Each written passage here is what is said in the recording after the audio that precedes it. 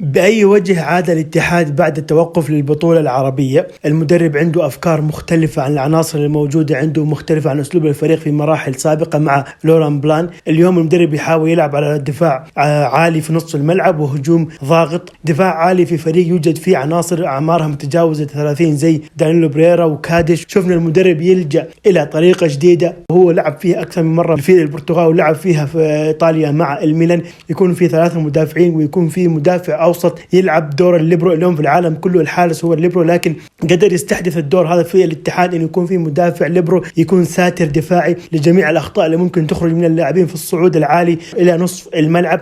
وشفنا بيحمل الأظهرة وأيضا بيسمح للأظهرة شنقيطي ورجل إنهم يضغطوا في أعلى نقطة في الملعب زي ما يطلب المدرب. وبنشوف دائما دانيلو بريرا وكادش بيكونوا مغطيين المساحات اللي تكون في ظهرهم بدل ما كان بيغطيها فابينهو وكانتي، وهذا الشيء كان بيأثر بشكل كبير جدا على الاتحاد لأنه فابينهو ما كان قادر يغطي المساحات هذه. فابينهو مش فابينهو ليفربول اللي كان قادر يجري مساحات طويلة في الملعب، فبالتالي أصبح دور ثلاثي الدفاع، 1 ليبرو و2 بيغطوا المساحات اللي خلف الأظهرة، والأظهرة صاعدين بأعلى نقطة في الملعب بينفذ الضغط العالي اللي يحاول يسويه كونسيساو. وصار دور محورين الارتكاز كانتي وفابينهو انهم يغطوا المساحات اللي في نصف الملعب. اول شيء يطلب المدرب منهم هم الاثنين سرعه استرجاع الكره في ملعب المنافس، وهم الاثنين ممتازين جدا في هذا الدور، وشفناهم مع تشيلسي وليفر كانت ادوارهم مقاربه جدا لهذا. تبرز هذا الشيء في مباراه التعاون، شفنا فابينهو بيفتك كرات كثيره في نصف الملعب، بل بيبدا وبيكون هو اول صانع للعبه وبيلعب تمريرات في مساحات ضيقه جدا بيفتح فيها مجال للعيبه الثانيين. بعد ما فابينهو فقط كان يناول يمين ويسار ويرجع الكره للخلف، شفناه بيقدر يفك التكتلات والتمريرات في العمق،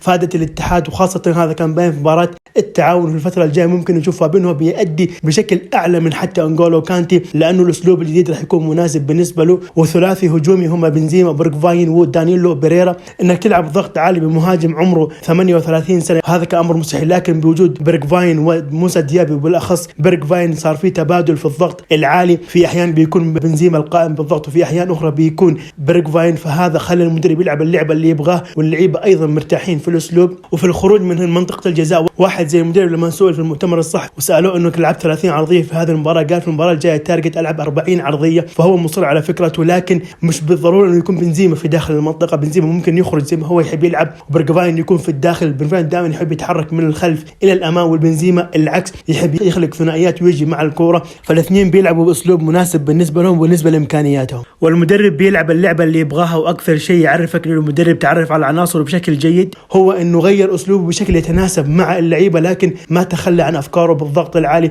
بالصعود الى نصف الملعب، بتواجد لاعب دائم في منطقه الجزاء والكرات العرضيه، وهذا بيفرق مع الاتحاد بشكل كبير جدا. بنشوف روجر وشنقيطي بوصول دائم الى مناطق الخصم. الاتحاد بيهاجم ب5 لاعبين وبيدافع ب5 لاعبين، وهذا يعطيك شكل افضل في الدفاع وفي الهجوم، ويخليك فريق متوازن بشكل جيد وتعرف تتعامل حتى مع الفرق اللي تتكتل امامك. شفنا التعامل كونسنساو مع التعاون والشباب ونيوم كيف كان قاري انهم حيلعبوا باسلوب دفاعي، لانه قبل التوقف اي فريق يتكتل امام الاتحاد كان يطلع بنتيجه جيده، فاليوم كونسنساو عرف يحل الازمه هذه بهذا الاسلوب. الاسلوب الحالي هو مناسب لجميع عناصر الفريق كله مرتاح بهذا الاسلوب. وحتى لو في لاعب مثلا زي دانيلو بريرا صعب انه يكون على الطرف، ولو في لاعب سريع ممكن حيكون متعب بالنسبه له وممكن حتكون ثغره، هذه ممكن يتعامل معه مع المباريات. وشفنا المدرب مرن جدا بالتعامل مع اللاعبين وبيتفهم ادوار كل اللاعبين. في عوده الغيابات الاتحاد راح يكون مختلف، راح يكون في منافسه على المراكز بشكل اعلى. محمد الدومبيه حينافس كانتي وفابينهو على عمق الملعب، وعوار راح يتنافس مع برغفاين وموسى وبنزيما على المثلث الهجومي اللي راح يكون في الفتره القادمه بعد العوده. وشفنا الدومبيه بيأدي اداء مميز في بطولة افريقية. في كلام على الاتحاد ممكن يتعاقد مع نفس من الهلال، هذا شيء صعب جدا، لكن اليوم الممكن هو كانسيلو. لما تروح في السوق كانسيلو راح يفيد اسلوبك بشكل كبير جدا، خاصة انه شنقيطي بيوصل بشكل دائم لكن فعاليته مو كاملة، يعني ما هو زي روجر دائما عنده المهارة العالية وبيعرف يلعب العرضيات الموجهة بشكل جيد جدا، والفريق بيستفيد من تواجده في داخل منطقة الجزاء. اللاعب في اخر المباريات دائما بيساهم بتسجيل او صناعة، فكان من الممكن انك تستغل طرح واحد زي كانسيلو في السوق وتحاول تتعاقد معه، حيفيد مدربك بشكل كبير، حيخدم افكار مدربك بشكل كبير. واحمد شراحيلي لما يعود لمستواه الطبيعي وياخذ على رتم المباريات راح يكون افضل بكثير. ممكن نشوف دانيلو بريرا يكون هو الليبرو، راح يكون افضل بكثير. دانيلو صعب يكون هو اللي بيغطي المساحه، انه واجهت فريق بيلعب على سرعات زي مثلا زي النصر اللي يملك كومان، الاهلي يملك جارينهو، فصعب دانيلو يكون هو على الطرف.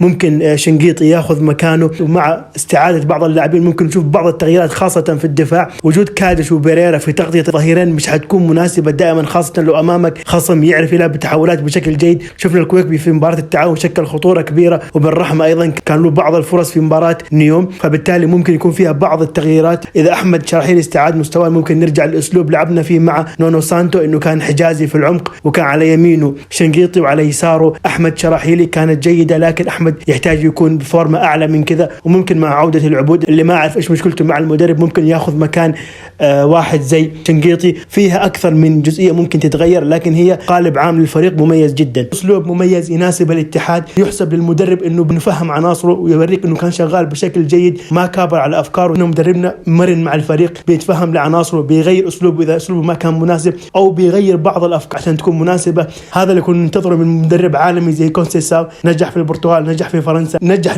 نوعا ما نجاح نسبي في ايطاليا، وحقق كاس السوبر اللي كان في السعوديه. فراح تكون انطلاقه جديده للاتحاد، وحيكون في بوادر انه الاتحاد يعود للمنافسه، واقل شيء السنه هذه يطلع بكاس، بوادر جيده جدا، وان شاء الله بالتوفيق للاتحاد.